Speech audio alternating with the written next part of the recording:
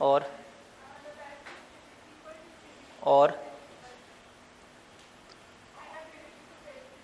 क्या होता है एबिलिटी टू पे प्रिंसिपल?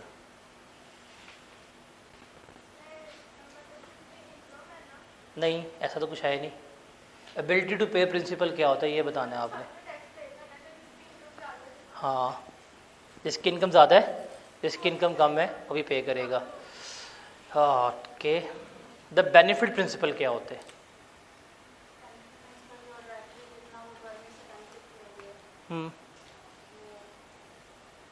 उसी बेसिस पे जिसका ज़्यादा बेनिफिट वो टैक्स ज़्यादा पे करेगा, जिसका कम बेनिफिट वो टैक्स कम पे करेगा। एग्जांपल बताएं।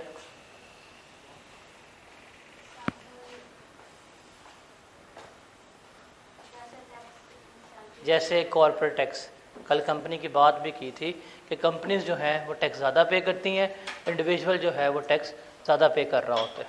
ठीक है, क्यों भी सनान? कोई से 3 नॉन रेवेन्यू ऑब्जेक्टिव।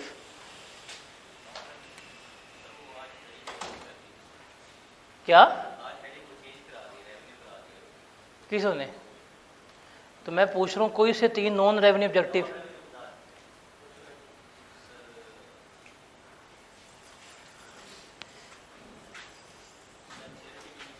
हैं? कैसे सर, तबीयत ठीक है? कोई से 3 नॉन रेवेन्यू ऑब्जेक्टिव, कोई से 3 नॉन रेवेन्यू ऑब्जेक्टिव।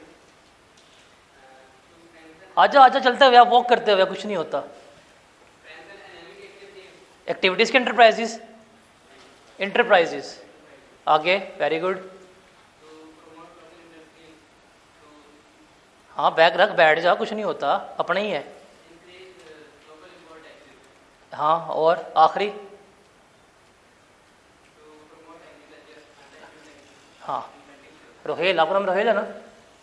हाँ, आप हैं सलमान। कोई से 4 कैनन्स ऑफ टैक्सेशन बता दो, कोई से 4 अपनी मर्जी के। सर्टेनिटी और अदरा। तो अदरा तुझे बताता हूँ, आजा आजा आजा आजा आजा आजा आजा आजा। वो उसके लुक में दे रहा है, हाफिज साहब है ना भाई। कल हमने पढ़ा था ना प्रोग्रेसिव टैक्स, रिग्रेसिव टैक्स, और ये प्रोग्रेसिव की, रिग्रेसिव की और प्रोपोर्शनल की एग्जाम्पल लिख के दे बोर्ड पे, इसको रिकॉर्ड करने। मैं पूछूं, उसको बता रहा है बड़े आराम आराम से, सामने खड़ा कर देख रहा हूँ मैं। एग्जाम्पल लिखनी है, बड़ा नजर आ रहा है? नहीं नजर आ रहा भाई। हाँ, गुस्सा कर गया। प्रोपोर्शनल टैक्स की एग्जाम्पल,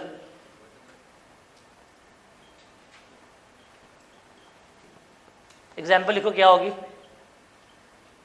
सेल्स टैक्स। अब एक मिनट रुको, प्रोपोर्शनल टैक्स क्या होता है?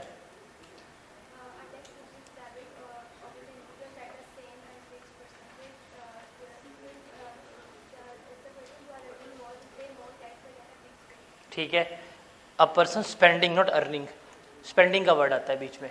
रिग्रेसिव टैक्स एग्जाम्पल लिखो।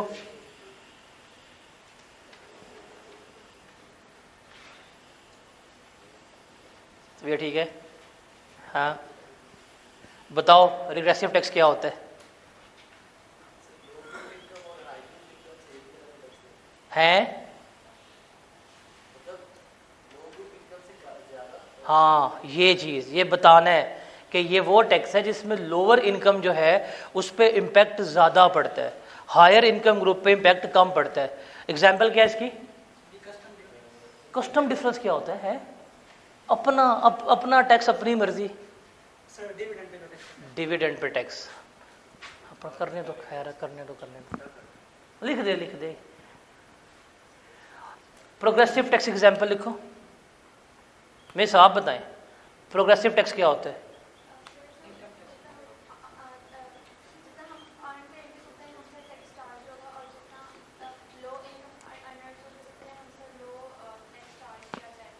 हाँ, पेपर में आएगा ना, एग्जाम्पल लिख के आनी है मेरे साथ। अब बताओ कोई से 4 कैनन ऑफ टैक्सेशन अपनी मर्जी के। इक्विटी और अब बताने कोई से 4 canon of taxation. Certainty, equity और इरफान कोई से 4 करंट टैक्सेशन।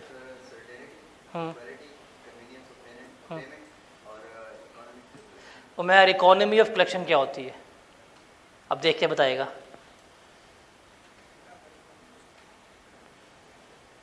कैसे तो शाम तभी अशबे ठीक है, और तेरी बारी भी आ गई है। क्या होती है इकोनॉमी ऑफ कलेक्शन? क्या होती है?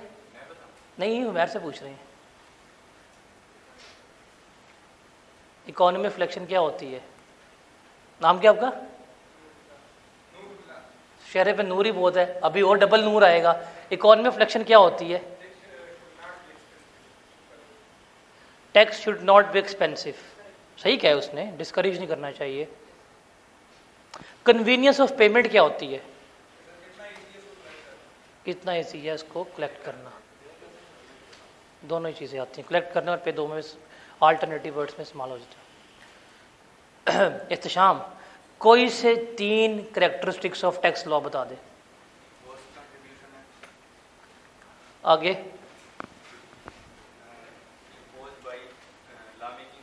और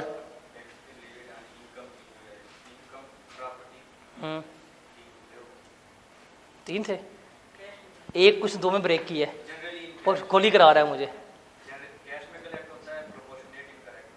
ओके, और आप tax as a means for development, कोई से 3 कैसे?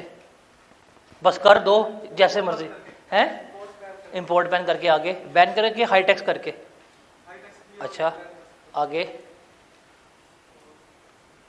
2 भूल गए भाईजान। स्लीपिंग ब्यूटी, नींद पूरी हो गई है? अस्सलाम वालेकुम।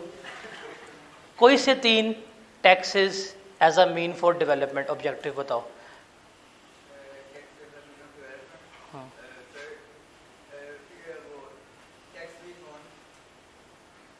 बन गया, आगे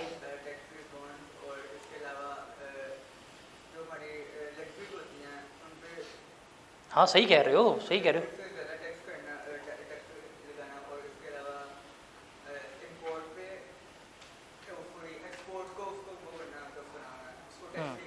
सही है। आप नाम क्या आपका? बड़ा दहशत वाला नाम है। प्राइमरी ऑब्जेक्टिव कोई से 3 टैक्स के बता दो। कोई से 3 प्राइमरी ऑब्जेक्टिव टैक्स के, कोई एक बता दो। हुकूमत टैक्स क्या क्यों लेती है? तो भाई ये प्राइमरी ऑब्जेक्टिव ही हुआ। सवाल चेंज, जवाब आ गया। अब आप रह गए हैं, कल पूछूंगा आपसे। चलें जी, इसका मतलब चैप्टर 1 में भी अभी काफ़ी सारा आप लोगों को करने की ज़रूरत है। थोड़ा सा इसको ध्यान दें, कल सेल्स टैक्स शुरू हो जाए फिर आप लोगों ने ना रोना है कि हो क्या रहा है हमारे साथ। अब हमारे पास आता है अगला area, that is principles of sound tax system. एक अच्छे टैक्सेशन सिस्टम के कौन से किन प्रिंसिपल्स के ऊपर जो है वो बेस कर रहा होता है, वो हमने देखना है। एक अच्छा टैक्सेशन सिस्टम जो है वो किन प्रिंसिपल्स के ऊपर, किन असूलों के ऊपर बेस कर रहा होता है, वो चीज़ हमने क्या करनी है, वो चीज़ हमने यहाँ पर देखनी है। तो 4 प्रिंसिपल्स हैं। अभी इस अटेम्प्ट में मेरे ख्याल से सवाल भी आया हुआ था, 4 नंबर का था या 6 नंबर का था, if I am not wrong. कितने मार्क्स का था? ऐसे शाम को पता होगा कितने मार्क्स का था। अच्छी बात है। पहला आता है इसमें फिस्कल एडिक्वेसी। फिस्कल का जहां पे भी वर्ड आता है ना, उसका मतलब होता है कैश, मालियाती, पैसा। फिस्कल एडिक्वेसी का मतलब क्या होता है कि ये जो हमारा सिस्टम है वो हमारी जो पैसे की रिक्वायरमेंट है, कैश की रिक्वायरमेंट है, जो हमें पैसा चाहिए, जो हमें रेवेन्यू चाहिए, वो पूरा करके देने वाला हो। अगर मुझे रेवेन्यू ज़्यादा चाहिए, वो मुझे ज़्यादा रेवेन्यू कलेक्ट करके दे। अगर मेरी नीड्स बढ़ रही हैं, एक्सपैंड हो रही हैं, तो ये एक्सपैंड करना चाहिए, ये बढ़ना चाहिए।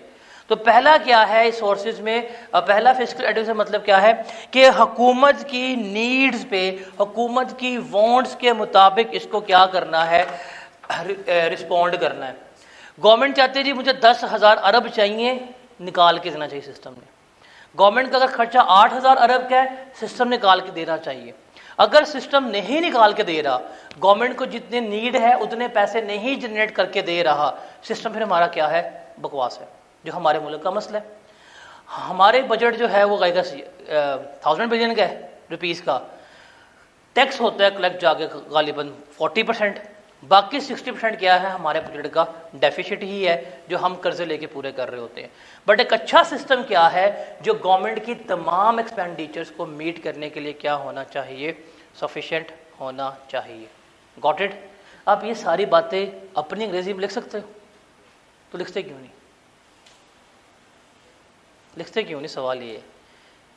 अगला, इक्वालिटी और थ्योरेटिकल जस्टिस। टैक्स ना सबसे लेना है, छोड़ना किसी को नहीं है। अमीर है, नाम का अमीर नहीं, जैसे मेरा एक दोस्त है उसका नाम अमीर है, होता वो गरीब है, तो नाम का अमीर नहीं, हकीकत में अगर अमीर आदमी है उससे भी टैक्स लो। एक गरीब आदमी है, वो वाला नहीं गरीबों वाला, एक असल में गरीब आदमी है, उससे भी टैक्स लो। टैक्स आपने सबसे कलेक्ट करना है, बट उनके मुताबिक, एबिलिटी टू पे के मुताबिक। जो ज़्यादा पे कर सकता है उससे टैक्स क्या लेना है, ज़्यादा। जो कम पे करेगा उससे टैक्स हम क्या लेंगे, कम ले रहे होंगे। सेकंड प्रिंसिपल एक अच्छे सिस्टम का ये है। थर्ड है एडमिनिस्ट्रेटिव फिजिबिलिटी। आपसे सवाल है, आपको बड़ी ज़ोर से ना मुहिब्बुल वतनी आ गई है, आप कहते हैं जी झंडे सारे प्रिंट किए हुए हैं, इधर झंडा लगाया, झंडा लगाया, माथे पे झंडा प्रिंट किया हुआ है, नारे मार रहे हैं,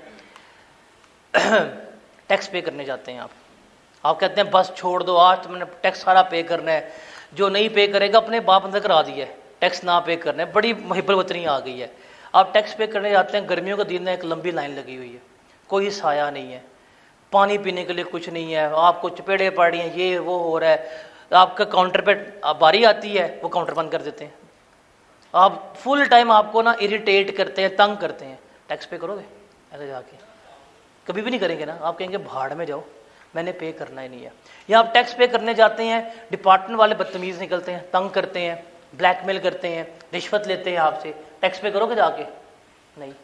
तो एक अच्छा टैक्सेशन सिस्टम वो है जिसमें डिपार्टमेंट जो है वो आपका, जो उसका एडमिनिस्ट्रेटिव स्टाफ है वो बहुत अच्छा होना चाहिए, वेल ट्रेन्ड ऑफिशियल्स हो, जो जिनका सिर्फ मकसद टैक्स कलेक्ट करना ना हो बल्कि आपको गाइड करना भी हो, जिसमें दोनों का बेनिफिट हो, आपका भी बेनिफिट हो रहा हो, डिपार्टमेंट का भी बेनिफिट हो रहा हो, आपको वेल इक्विप किया जाए, आपको अच्छा सर्व किया जाए, आपके लिए आसान माहौल पैदा किया जाए कि जब आपको टैक्स पे करने जाना हो आपको मुश्किल ना लगे। अगर ये करके देंगे तो लोग टैक्स पे करेंगे। जैसे आज से कुछ अर्सा पहले टैक्स पे करना अजाब था, टू बी वेरी ऑनेस्ट, जाते थे नेशनल बैंक की लाइनों में लगते थे, चलान प्रिंट करवा के लेके गए हुए हैं, लाइनों में लग के वो धक्के खा रहे हैं नेशनल बैंक के, कोई बैंक भी नहीं दूसरा, नेशनल बैंक में जाना था। अब उन्होंने उसको चेंज कर दिया, आप अपने किसी भी मोबाइल ऐप पे लॉगिन करें, इजी पैसे से लॉगिन करें, आप टैक्स पे कर दें, इनकम टैक्स आपका पे हो जाता है, आप चालान जनरेट करें, आप ऑनलाइन बैठ के पे कर दें। अब इससे फ़ायदा क्या हुआ है, अब वो एक झंझट थी लाइनों में खड़े होने वाली, वो क्या हो गई है, ख़त्म हो गई है। टैक्स को आसान किया जा रहा है, टैक्स को अंडरस्टैंड ईजी करवाया जा रहा है। पहले रिटर्न फाइल करना एक बहुत बड़ी रॉकेट साइंस थी, अब उन्होंने सिस्टम को इतना ईजी कर रहे हैं कि एक ले मैन जिसकी सैलरी है और कुछ भी नहीं है, वो जाके ईजी व्यू पे अपनी खुद रिटर्न फाइल कर सकता है, ईजीली आसान कर रहे हैं ताकि लोगों को है समझ आए और लोगों को इजी जो है वो टैक्स हो कि हमने पे करना है, उनको बर्डन ना लग रहा हो, उनको भारी ना लग रहा हो, ये भी इसमें आ रहा होता है। उसके अलावा कंसिस्टेंसी और कंपैटिबिलिटी विद इकोनॉमिक गोल्स, कि ये लॉज जो हैं ये आपके हुकूमत के जो मुआशी गोल सेट होते हैं उसके मुताबिक होना चाहिए। हमारे मुल्क में अनफॉर्चुनेटली अब नहीं है, वरना पहले है था 5 साल प्लान, 10 साल प्लान, 20 साल प्लान, विजन 2020, विजन 2025 था, उसके मुताबिक जो है गोल सेट किए देते हैं कि हमें इतना टारगेट चाहिए, इतना हमें टैक्स कलेक्ट करना है, सारा कुछ ये है। तो एक अच्छा सिस्टम वो है जो आपके इकोनॉमिक गोल्स को क्या कर रहा है, सपोर्ट कर रहा होगा। तो ये 4 पिलर्स हैं, ये 4 प्रिंसिपल्स हैं एक अच्छे सिस्टम के। कौन कौन से हैं बताएं ज़रा? Physical adequacy, number 2, number 3, number 4, याद हो जाएंगे बट पेपर में इस दफ़ा नहीं आएंगे, फ़ायदा। आगे चलते हैं। ये वाला एरिया है, ये सारा आपकी स्किल्स के ऊपर है कि आप इसको कैसे लिखेंगे। डायरेक्ट टेक्स्ट क्या होते हैं और इनडायरेक्ट टेक्स्ट कैसे होते हैं। जब आपका टेक्स्ट का सिलेबस ख़त्म हो जाएगा ना, ये आपकी फिंगर टिप्स पे होगा, और अगर पेपर में खुदा ना खास्ता ये सवाल आ गया, आप इसके ऊपर ऐसी कहानियाँ करवा के आएंगे, एग्जामिनर कहना कि भाई इसको बनाओ प्राइम मिनिस्टर, हम छोड़ देते हैं। बिकॉज हमारे सिलेबस का 60 से 70% एरिया कौन सा है, डायरेक्ट टेक्स्ट पे है। जो हम प्रोबेबली कल स्टार्ट कर रहे हैं एरिया, वो है हमारा इनडायरेक्ट टेक्स्ट। अब डायरेक्ट टेक्स्ट क्या होते हैं, इनडायरेक्ट टेक्स्ट क्या होते हैं, आपसे पूछता हूँ मिस, आप बताएं डायरेक्ट टेक्स्ट क्या होते हैं और इनडायरेक्ट टेक्स्ट क्या होते हैं। चलिए डायरेक्ट टेक्स्ट क्या होता है ज़रा बताएंगी। एग्जाम्पल नहीं, मैंने पूछा होता क्या है। डायरेक्ट टेक्स्ट क्या होता है, पार्टिसिपेट किया करें। क्या हो गया, आप लोग ऐसे सुम्बुम बुकबुम होते हैं, डर रहे होते हैं। कल को आपने पीपी करने, सामने आकर आप करेंगे ना, प्रेजेंट करेंगे अपने आप को, आपकी काम पे टांग रही होनी उस वक्त। थोड़ा स्पीकिंग स्किल्स पैदा करें। अगले सेशन में आपने पीपी कर रहे होने, फिर वर्ड्स आर डांसिंग, आपका हाथ यहाँ पे जा रहा है, स्लाइड यहाँ पे जा रही है, अजीबो गरीब। वो है भी गर्मियाँ तब। बताएं, आपसे नहीं, आपसे पूछ रहा था। डायरेक्टली एफपीआर को पे करते हैं, और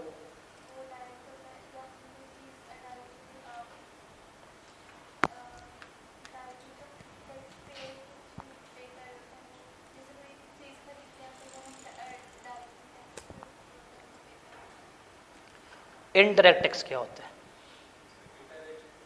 जो इंडायरेक्ट होता है। वो टैक्स जो इनडायरेक्टली ले लिया वो इनडायरेक्ट टैक्स है। वही गल हुई, मैंने कहा मर गया, इसने कहा अकड़ गया, बात तो एक ही है, बात तो एक ही है ना। इनडायरेक्ट टैक्स क्या होता है, जो इनडायरेक्टली लायबिलिटी इंपोज की जा रही होती है। तो वही बात है जो इनडायरेक्टली ले रहे हैं। वही होता क्या है। अभी मैर का हाथ बार बार रेज हो रहा है, इससे मैं नहीं पूछूंगा, इसको सिर्फ आता ही यही है। आप डायरेक्ट टैक्स क्या होता है।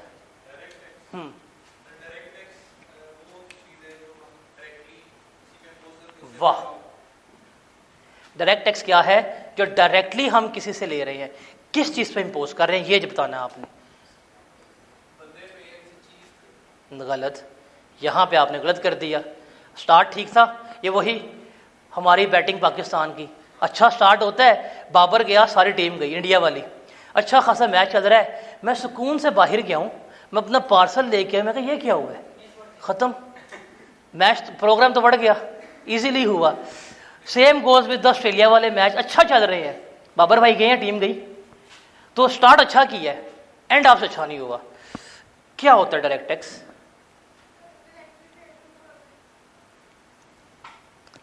पे करना है, वो समझ आ गई। करना कैसे है, किस पे लगाना है डायरेक्ट टैक्स, बताएं। सैलरी पे, इनकम पे, ये वर्ड चाहिए, ये वर्ड लिखना है। आप पूरी कहानी लिखी अगर आ गए ना, और आपने ये ना बताया कि लगना किसके ऊपर है, नंबर नहीं मिलना आपको। डायरेक्ट टैक्स क्या होता है कि डायरेक्ट टैक्स वो है जो डायरेक्टली आपकी इनकम के ऊपर, आपके एसेट्स के ऊपर, आपकी वेल्थ के ऊपर लगाया जा रहा है।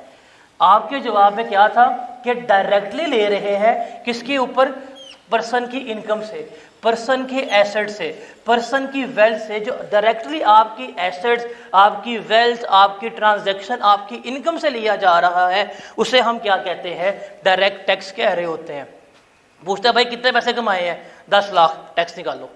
आपसे ही ले रहे हैं, लेकिन किसके ऊपर, आपकी इनकम के ऊपर। गाड़ी कितने की ली है, 3 करोड़ की, टैक्स निकालो। जो डायरेक्टली आपकी इनकम, आपके एसेट्स, आपकी वेल्थ से ले रहे हैं, जिसमें कोई दूसरा बंदा इन्वॉल्व नहीं है, कोई अल्टरनेटिव पर्सन इन्वॉल्व नहीं है, आप और आपके एसेट्स हैं, आप और आपकी वेल्थ है, आप और आपकी इनकम है, उसे हम क्या कहते हैं, डायरेक्ट टैक्स कह रहे होते हैं। अब डायरेक्ट टैक्स की एग्जांपल्स कौन सी हमारे आती हैं सिलेबस में, हमारे पास आता है इनकम टैक्स, जो हमने अभी पढ़ना है कुछ अर्से बाद जाके, which is 70% of our syllabus. उसके बाद इसमें आता है सीवीटी, कैपिटल वैल्यू टैक्स, कि जब हम एसेट्स ट्रांसफर कर रहे होते हैं या एसेट्स की वैल्यूएशन के ऊपर टैक्स पे कर रहे होते हैं, प्रॉपर्टी वगैरह के ऊपर ये आ रहे होते हैं। ये डायरेक्टली आपकी एसेट्स के ऊपर, आपकी इनकम के ऊपर चार्ज होता है, और आपसे ही क्या कर रहे होते हैं, हम कैलकुलेट कर रहे होते हैं। ठीक है। अब दूसरा है हमारे पास इनडायरेक्ट टैक्स।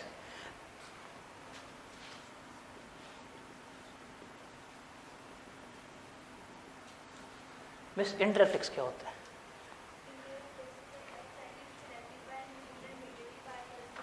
बट्टा बहुत कमाल है। अभी जो मिस ने स्टार्ट किया है ना, ये देखें, indirect tax is a tax that is collected by intermediary from the person. Exact रट्टा। सॉरी, हाँ ये तो मैंने फैक्ट। इनडायरेक्ट टैक्स क्या होता है? जो आप डायरेक्टली नहीं ले रहे, मतलब आपकी इनकम से नहीं लिया जा रहा, आपके एसेट से नहीं लिया जा रहा, आपकी वेल्थ से नहीं लिया जा रहा। पाकिस्तान की आवाम की आबादी कितनी है? 24 करोड़। काम भी कर रहे हैं, पैसे भी कमा रहे हैं। अब एक डॉक्टर है, उसने कितने पैसे कमाए हैं गवर्नमेंट को पता होगा। एक इंजीनियर ने कितने पैसे कमाए हैं गवर्नमेंट को पता होगा। क्यों? बिकॉज बैंक में ट्रांजैक्शन हो रही है। आतिफ आबदी कितने पैसे कमाते हैं गवर्नमेंट को पता होगा, अच्छा खासा पता होगा। इधर से निकल के पूछ के सर कितने पैसे कमाते हैं, जब पूछ के आओ, वो जा भी रहे, मुझे ना कहीं मेरी अपनी अपनी है, पता होगा। लेकिन मुझे क्या हमारे मुल्क में इकोनॉमिक की डॉक्यूमेंटेशन प्रॉपर है? ये जो हॉकर है, चले हम एक रैंडम सर्वे भी करते हैं, देखते हैं आपकी जनरल नॉलेज कितनी अच्छी है। एक हॉकर जो सब्जियां बेचता है वो कितने पैसे कमाता होगा महीने के? 60-70 हज़ार। ओके, लिख लेते हैं जी। अब मैं ज़रा डाइवर्जन दिखाता हूँ आपको। हॉकर कमा रहा है 60K से 70K।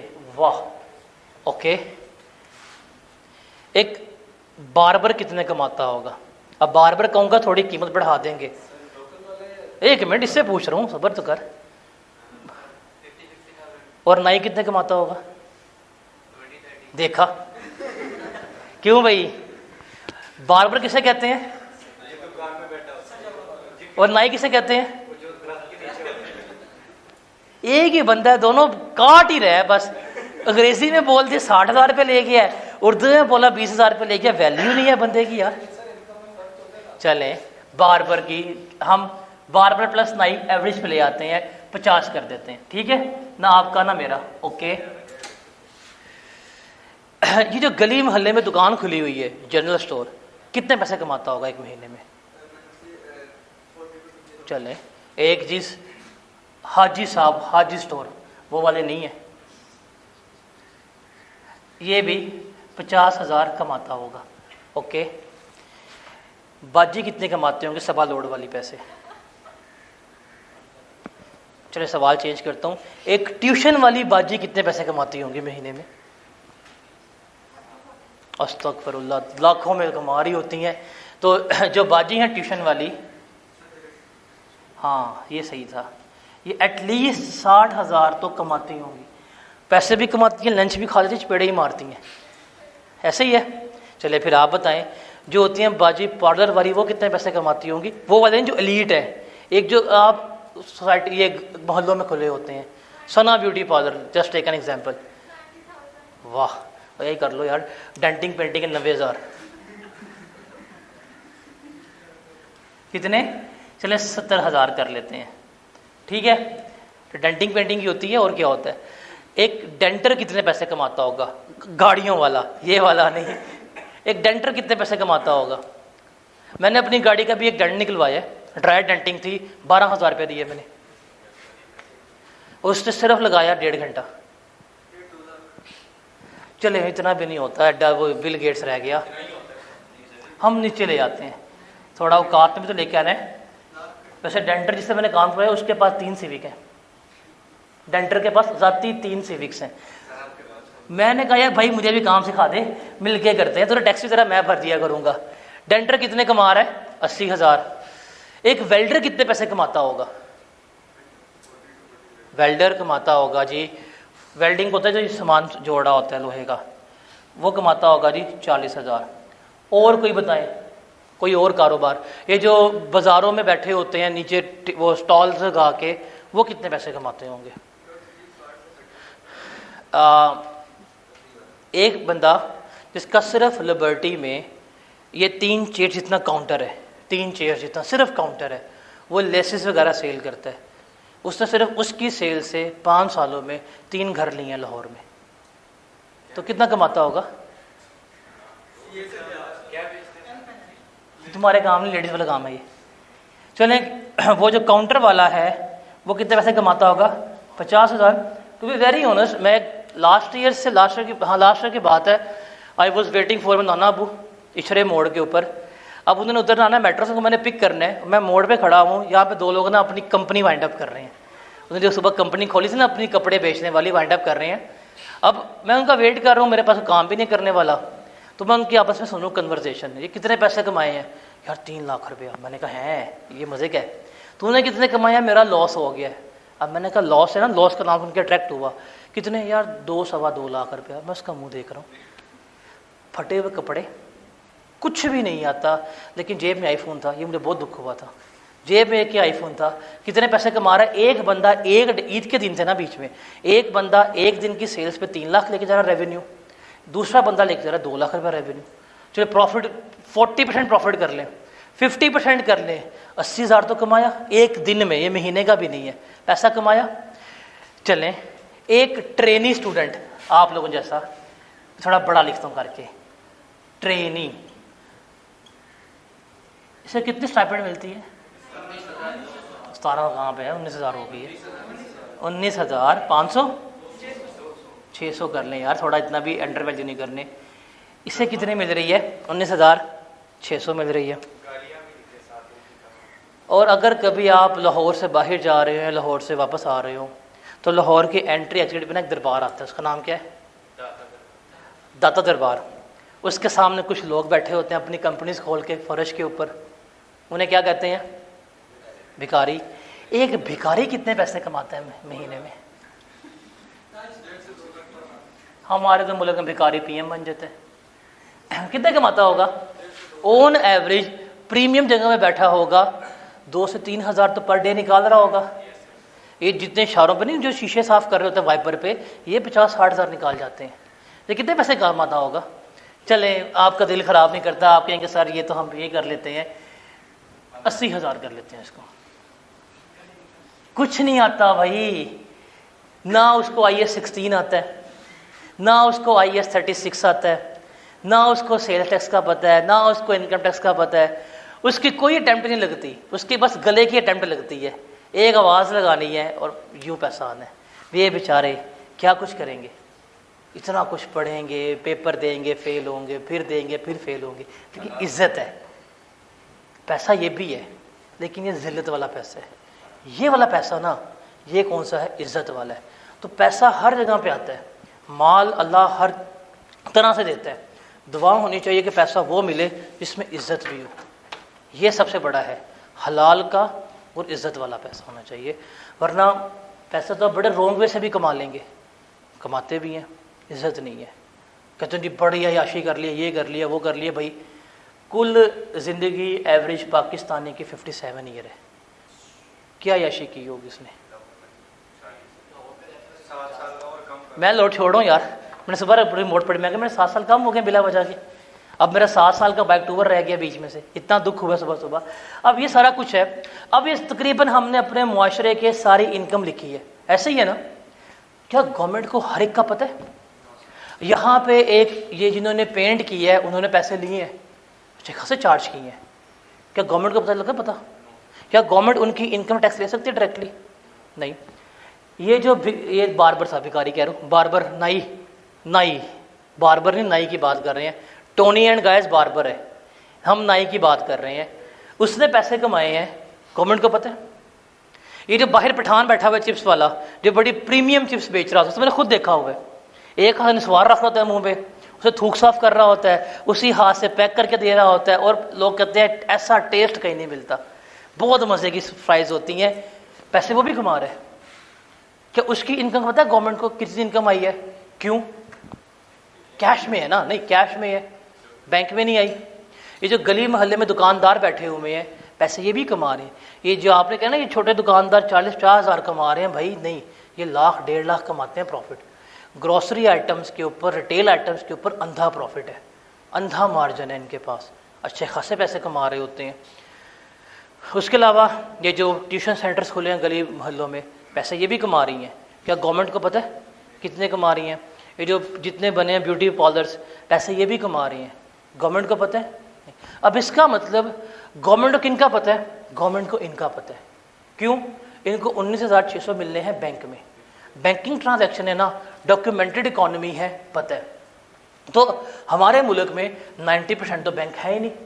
ये बड़े शहरों में फिर भी लोग थोड़ा बहुत बैंक को एक्सेप्ट कर लेते हैं। आप लाहौर से बाहर निकले, आप कोई ऑनलाइन पेमेंट करके दिखाएं, लेते ही नहीं है। जैस कैश नहीं लेंगे, कोई बैंक नहीं है। आप थोड़ा सा और निकले रिमोट इलाकों में, पूरे शहर में एक बैंक की एक ब्रांच है। तो इसका मतलब वहाँ पे चले सारा कैश पर है। अब जब कैश पे चल रहा है, गवर्नमेंट को तो पता ही नहीं है आप कितनी इनकम कमा रहे हैं। क्या वो आपकी इनकम को टैक्स कर सकते हैं? वो तरले करते हैं, भाई अल्लाह का वास्ता कर रिटर्न जमा कराओ, रिटर्न जमा कराओ, रिटर्न जमा कराओ। आप रिटर्न जमा नहीं करवाते। अब वो क्या करें? हाथ छोड़ के बैठ जाए, पकड़ भी नहीं सकते। 24 करोड़ अवाम है, किसको पकड़ेंगे? किसको पकड़ेंगे? फोर्स कम है, एडमिनिस्ट्रेटिव स्टाफ जो है वो कम है डिपार्टमेंट का, अवाम बहुत ज़्यादा है, कैसे करेंगे? वो कहते हैं ठीक है, इन्होंने बाज नहीं आना, टैक्स लगाते हैं। क्या? इनडायरेक्टली कमा रहे हैं ना, खर्च तो करेंगे। एक भिखारी ने अपनी कंपनी सुबह खोली है, रात को कंपनी वाइंड अप करके जा रहा है। कंपनी वाइंड अप करते साथ सबसे पहला काम क्या करेगा? वो गोल्ड लीफ लेगा। अब जब वो गोल्ड लीफ लेगा, क्या उसके ऊपर टैक्स पे होगा? Sales tax. साथ एक बिल्कुल लाल रंग की ठंडी स्ट्रिंग लेगा, स्ट्रिंग भी नहीं, स्ट्रिंग लेगा ठंडी, टैक्स पे करेगा। यस, ये लोग जो हैं, ये फॉर एग्जांपल बाजी ने बच्चे पढ़ाए हैं और रात को पिज्जा ऑर्डर कर दिया है, टैक्स पे हुआ। KFC ऑर्डर कर दी, टैक्स पे हुआ। अब गवर्नमेंट कहती है तुम ना बेटा टैक्स दो, ना इनकम बताओ, हम क्या करेंगे? तुम्हारी स्पेंडिंग के ऊपर टैक्स करना शुरू कर देंगे। खर्च तो कर रहे हो ना। अब डायरेक्टली हम आपसे टैक्स नहीं ले रहे, आप खर्च कर रहे हो, हम इनडायरेक्टली टैक्स आपसे लेना शुरू कर देंगे। अब वो जो इनडायरेक्ट टैक्स है वो कैसे ले रही होती है? सेल्स टैक्स की फॉर्म में, कस्टम ड्यूटी की फॉर्म में, सारा कुछ। अब प्रोडक्ट आप बाय करते हो, अभी हम जब सेल टैक्स स्टार्ट करेंगे आपको समझ आएगी कैसे होता है कैसे नहीं होता। प्रोडक्ट आप बाय करते हो, प्रोडक्ट आप खरीदते हो, उस प्रोडक्ट के ऊपर जितना भी टैक्स है सारा आपने पे किया होता है। मैन्युफैक्चरर ने, डिस्ट्रीब्यूटर ने या रिटेलर ने क्या पे नहीं किया, वो सारा किसकी निकला? पॉकेट में से, आपकी पॉकेट से निकल रहा होता है। अगर आप स्ट्रिंग लेके आए 100 रुपये की और वो उसने आपको 118 रुपये की बेची है, वो जो 18 रुपीज़ टैक्स है वो आपने पे की है, वो स्ट्रिंग ने वालों ने पे नहीं किया होगा। तो ये चीज़ इंपॉर्टेंट है। अब ये इनडायरेक्ट टैक्सेस क्या होता है कि ये सारा का सारा किससे ले रहे हैं? एंड कंज्यूमर से ले रहे हैं। आपकी स्पेंडिंग के ऊपर क्या कर रहे होते हैं? टैक्स निकलवा रहे होते हैं। इस पर हमारे आते हैं कस्टम ड्यूटी वगैरह, सिलेबस में पढ़ेंगे, समझ आ जाएगी। डायरेक्ट टैक्स में आते हैं इनकम टैक्स क्या होता है, आगे आगे पढ़ेंगे, सारा आपको समझ आ जाएगा। इनकम टैक्स क्या होता है, सेल टैक्स वगैरह क्या होता है, इसलिए इसको इतना तफसील में पढ़ने की ज़रूरत नहीं है। जब आपका सेल टैक्स कंप्लीट होगा आप इसको बहुत डिटेल में लिख सकते हो। इनकम टैक्स कंप्लीट होगा तब भी आप इसको बहुत डिटेल में लिख सकते हैं। बट डायरेक्ट और इनडायरेक्ट में समझ आपको आ गया होगा कि डायरेक्ट टैक्स क्या है, जो डायरेक्टली आपकी इनकम, आपके एसेट्स के ऊपर कलेक्ट हो रहा है, और इनडायरेक्ट टैक्स क्या है, जो इनडायरेक्टली आपकी स्पेंडिंग के ऊपर हम क्या कर रहे होते हैं, टैक्स जो है वो कैलकुलेट करवा रहे होते हैं। क्या करें फिर? बिजली चोरी करते हैं लोग, तो उसका बर्डन किसके ऊपर आता है? जो पे करते हैं उनके ऊपर ना। अब जो नहीं फाइल कर रहे उसका बर्डन किसके ऊपर आएगा? फाइलर्स के ऊपर ही आएगा। That's it. अगर हाँ, जैसे मेरा दोस्त जर्मनी में है, वहाँ पे डायरेक्ट टैक्स बहुत ज़्यादा है, सीधी इनकम में 40% टैक्स है और वो डिडक्ट होके मिलती है। अब इनडायरेक्ट टैक्स वहाँ पे ना होने के बराबर है। फॉर एग्जाम्पल अगर 100 रुपये का कार्ड लोड किया, 100 रुपये ही आता है उनका। कॉल्स के ऊपर कोई चार्जेस नहीं है, सेल्स टैक्स के, इंटरनेट पे कोई चार्जेस नहीं है, पूरी अमाउंट आती है। अब चूंकि वहाँ पे डायरेक्ट टैक्स ज़्यादा है, इनडायरेक्ट टैक्स कम होने के बराबर है। तो यही है, या तो इनडायरेक्ट टैक्स कम करवा लो तो डायरेक्ट टैक्स क्या होगा? ज़्यादा होगा। डायरेक्ट टैक्स कम करवा लो, इनडायरेक्ट टैक्स क्या होगा? ज़्यादा होगा। तो इनडायरेक्टली हम टैक्स ज़्यादा पे कर रहे हैं। ये इनको लगता है कि हम टैक्स तो पे नहीं कर रहे, हम ज़्यादा पे कर रहे हैं। मतलब आज के दिन पाकिस्तान में जो बच्चा पैदा होगा उसके फीडर से लेके आज के दिन जो बंदा मर रहा होगा उसे कफन तक टैक्स पे हो रहा है। तो ये रियलिटी है। उन्हें पता नहीं पता, वो बच्चे ने अभी रोना शुरू करना है, 60 टैक्स लग गया उसके ऊपर। एक बंदे की आखिरी सांस निकलनी है, उसका सामान शुरू होना प्रोसेस का, टैक्स लग गया। इवन मरने के बाद भी टैक्स निकलवा रही है गवर्नमेंट उससे। तो ये टैक्स का फिर निज़ाम चलता है। या तो डायरेक्ट टैक्स पे कर दो बंदे के पुत्र बन के, नहीं तो फिर हम क्या करेंगे, टैक्स आपसे खुद ही निकलवा लेंगे। तो ये डायरेक्ट और इनडायरेक्ट टैक्स में चल रहा होता है। ठीक है, अब ये हिस्ट्री ऑफ टैक्स लॉज है, कभी भी याद करने की जरूरत नहीं है कि टैक्स के लॉ कैसे आए कैसे नहीं है, डिस्कस कर लेते हैं। 1857 तक यहाँ पे मुगल एम्पायर थी। हमारा जो आखिरी मुग़ल रूलर था उसका नाम था बहादुर शाह ज़फ़र, उसको चुप के ले गए, मतलब हरा हरू के। कहाँ कैद किया था उसको? रंगून, जहाँ इसने शेर लिखा था कि 4 दिन मांग के लाए थे, 2 आरज़ू में कट के 2 इंतज़ार में। यही शेर था, इस तरह का शेर था। उम्र दराज मांग के लाए थे 4 दिन, 2 आरज़ू में कट के 2 इंतज़ार में। फिर टेस्ट मैच क्यों होता है 5 दिन का अगर 4 दिन लेके आए थे? फारग आदमी है, उस वक्त ये अपनी अयाशों में पड़े रहे हैं, कंपनी खोल के आ रही है, हाँ इन्वेस्टमेंट आ रही है, ऐसी इन्वेस्टमेंट आई, फिर ये चले गए, फिर अंग्रेज़ आ गए, इंडिपेंडेंस वॉर हुई, वो जंग जीत गए, हम हार गए। फिर जो हमारे यहाँ लोगों ने गद्दारी की थी, आज वो ज़मींदार है हमारे मुल्क के, और जो सारे जो है ना बड़े जागीरदार ज़मींदार वहाँ पे ही हैं। इन लोगों को साथ मिल गए थे, अपने लोकलाइज लोगों से गद्दारी की थी, उन्होंने नवाजा, ऐसा नवाजा कि आज वो मर्सिडीज़ ले रहे हैं, पहलियाँ, ये सब कुछ है, फुल टाइम जगीरें मिले हैं।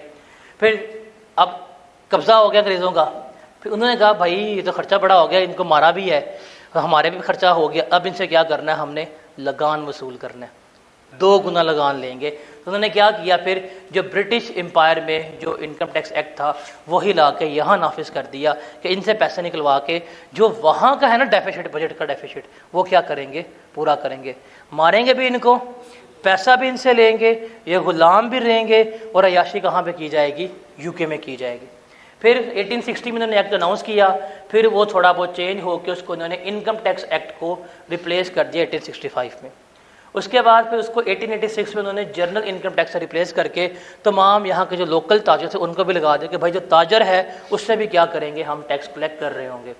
फिर वर्ल्ड वॉर 1 हो गई, कुट पड़ गई इनको भी अच्छी खासी, नुकसान भी हो गया।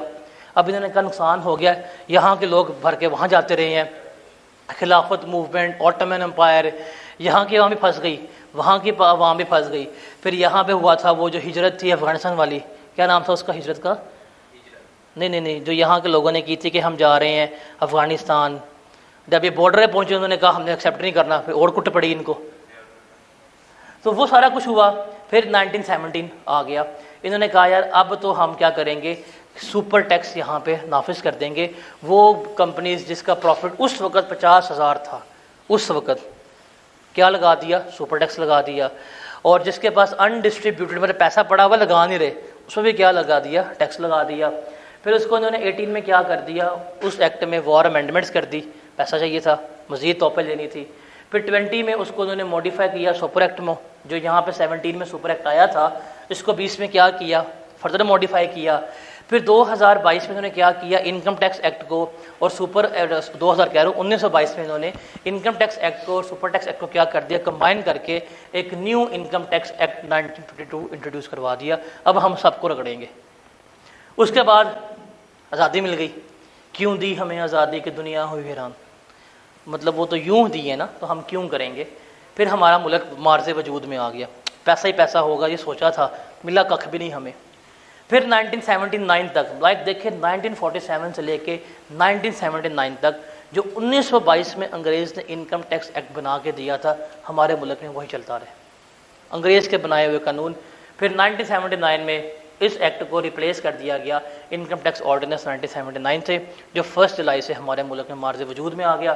फिर वो चलता गया, फिर उसको फिर जाके 23 सालों के बाद 13 सितंबर को हमने क्या किया था, 2001 में चेंज करके उसका नाम इनकम टैक्स ऑर्डिनेंस रख दिया। अब तब कि उसमें हर साल अमेंडमेंट्स दर अमेंडमेंट्स करके उसको करते जा रहे हैं। तो ये पूरे हमारे टैक्स की कहानी है कि पाकिस्तान में चल रही है। कैसे है, अभी तक अंग्रेज़ का बनाया कानून हमारे मुल्क में चल रहा है, सारा कुछ वही है। हमारा टैक्स का कानून ठीक हो जाए ना, हमारा मुल्क ठीक हो जाएगा, लेकिन कभी नहीं हो सकता। इसके जो कानून सेट करने वाले हैं वही इसके बेनिफिशरी हैं। जितने इस कानून में लैकूनाज है ना, उसका सारा बेनिफिशरी वही जो पार्लियामेंट में या जो उसके इर्द गिर्द वाले लोग बैठे हुए हैं, दाएँ बाएँ, ऊपर वाले नीचे वाले, सारा वही है। तो अगर ये कानून ठीक हो जाए तो सब कुछ ठीक हो सकता है, बट ये कभी नहीं करेंगे। इंडिया हमसे बेहतर है, इंडिया में तो हर बंदे के पास जी पे है, भारत पे है। वो आप वहाँ पे जाके लाइक मोची के पास भी जाएंगे ना, आप उसको स्कैन करें पेमेंट मिल जाती है। उन्होंने अपनी करेंसी को कन्वर्ट कर दिया डिजिटल। हम आज भी कहते हैं नहीं, ऑनलाइन पेमेंट नहीं लेनी, ठीक है। तो अब हम इससे कुछ पास्ट पेपर क्वेश्चंस देखते हैं। अब ये सारे पास्ट पेपर क्वेश्चंस जो हैं ये ऑलरेडी आप लोग देखेंगे इजी हैं। ऑटम 14 में सवाल आया हुआ है, primary objective of taxation system is to collect revenue, you are required to list the other objectives non revenue which are taxation system can achieve. 10 number का आया हुआ है उस ज़माने में। 5 से 6 लिख दो नॉन रेवेन्यू ऑब्जेक्टिव्स, लिख सकते हो अपनी वर्डिंग में, लिख सकते हो नॉन रेवेन्यू ऑब्जेक्टिव्स कि नहीं? ओके। उसके बाद स्प्रिंग 15 में दोबारा सवाल आया, state any 5 ways through which taxes can be use for development of the country. वही हाई इंपोर्ट करवा दो, ट्रेड फ्री जोन्स क्रिएट कर दिए, टैक्स क्रेडिट्स दिए जा रहे हैं इन्वेस्टमेंट पे, सारा कुछ वो है। कोई से 5 या लिख लोगे, ऑलमोस्ट सेम ही क्वेश्चन जो है वो रिपीट हो रहा है। उसके बाद स्प्रिंग 15 में आया 3 इनडायरेक्ट टैक्सेस बताने हैं कौन से हैं और एक्सप्लेन करने हैं, कस्टम ड्यूटी, सेल्स टैक्स वगैरह, और इनडायरेक्ट टैक्स क्या होते हैं वो हमने यहाँ पे उसकी डिस्कशन वगैरह करनी है। तो ये सेम क्वेश्चन, इजी क्वेश्चन है। फिर स्प्रिंग 16 में सवाल आया है, besides financing government operational expenditure, taxation is also used as a tool to carry out the national objective of social and economic development, list any 5 non revenue objective of taxation. कोई से 5, same question है। उसके बाद spring 18 में आप गौर कीजिएगा, हर spring की attempt में ये सवाल आ रहा है नॉन रेवेन्यू वाला। फिर स्प्रिंग 18 में, taxes are primary revenue yielding tools of the government of modern ages, you are required to state any 3 non revenue objective which the government achieve by imposing taxation. यहाँ 5 पूछ रहा है, यहाँ पे कितने पूछ रहा है? 3 पूछ रहा है, सेम क्वेश्चन है। फिर हम चलते हैं क्वेश्चन नंबर 6 में। 2 सवाल आए थे ऑटम 18 में 10 नंबर का, सिर्फ इस चैप्टर में से 10 नंबर इस चैप्टर में से, बच्चे फिर भी फेल हुए होंगे अल्हम्दुलिल्लाह। पहला है जी, briefly explain indirect taxes applicable in Pakistan, आप बता सकते हैं कौन से हैं। फिर है state 1 objective of tax law in each of the following cases, कि अगर हम ये टैक्स लगाते हैं तो क्या ऑब्जेक्टिव है, क्या मकसद अचीव होगा। पहले है जी high tax rate on high income, जिसकी इनकम ज़्यादा है उस पर टैक्स ज़्यादा लगाना, क्या ऑब्जेक्टिव है? Equal distribution of wealth, revenue collection भी हो सकता है, सारा कुछ इसमें आता है। फिर higher tax on import of luxury goods, क्यों import? Discourage import, promote local industry, और इवन बैलेंस ऑफ पेमेंट को बेहतर करने के लिए भी ये हो रहा होता है। फिर tax credit on donation to approve institution, उसको वेलफेयर को प्रमोट करने के लिए ये ऑब्जेक्टिव है। Tax credit on investments, investments को प्रमोट करने के लिए, फॉरेन इन्वेस्टर्स को क्या कहते हैं अट्रैक्ट करने के लिए, स्टॉक एक्सचेंज को मज़ीद बेहतर करने के लिए ये कर रहे होते हैं। फिर टैक्स फ्री जोन्स क्यों बनाती है? अंडर डेवलप एरियाज़ को प्रमोट करने के लिए, उसको इनकरेज करने के लिए। फिर tax on income of individual and companies, ये क्यों लगाती है? जस्ट इसका एक मकसद है रेवेन्यू कलेक्ट करना, अपन को चाहिए पैसा। फिर tax on transaction not made through normal banking channel, cash में करोगे टैक्स लगाएंगे, बैंक में करोगे नहीं लगाएंगे, क्यों? डॉक्यूमेंटेशन ऑफ इकोनॉमी चाहिए। और एंड पे है जीरो रेटिंग, इसका क्या फायदा होगा? प्रमोट एक्सपोर्ट, एक्सपोर्ट्स के फायदे के लिए हम ये कर रहे होते हैं। उसके बाद है autumn 19, discuss 3 broad principles for levy of taxes, equal distribution principle, benefit principle और एबिलिटी टू पे प्रिंसिपल। फिर इनडायरेक्ट टैक्सेस उसने पूछे हैं, कोई चौथी दफ़ा सवाल ये रिपीट हो रहा है, क्या होते हैं क्या नहीं होते। फिर स्प्रिंग 21 में, taxes are primary revenue yielding tools of the government of modern ages, state any 5 ways by which taxes can be use for development of country, बता सकते हो? सेम क्वेश्चन है। आगे चलते हैं, चलें जी 10 पॉइंट्स हैं, जरा इसको रीड करें। मैं पूछता हूँ पहले, मैं किससे पूछूंगा, लेट्स रीड देम, देखते हैं जी पहले किससे पूछा जाए। वैसे आपको पता है असूल क्या हमारी क्लास का? जीडीसी।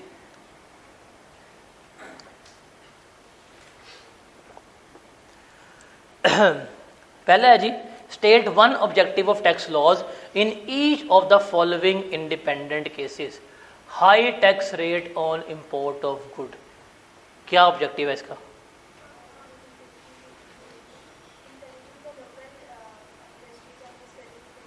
ओके। सेकंड है zero rating under sales tax Ehtesham, क्या ऑब्जेक्टिव है? To promote exports. ओके।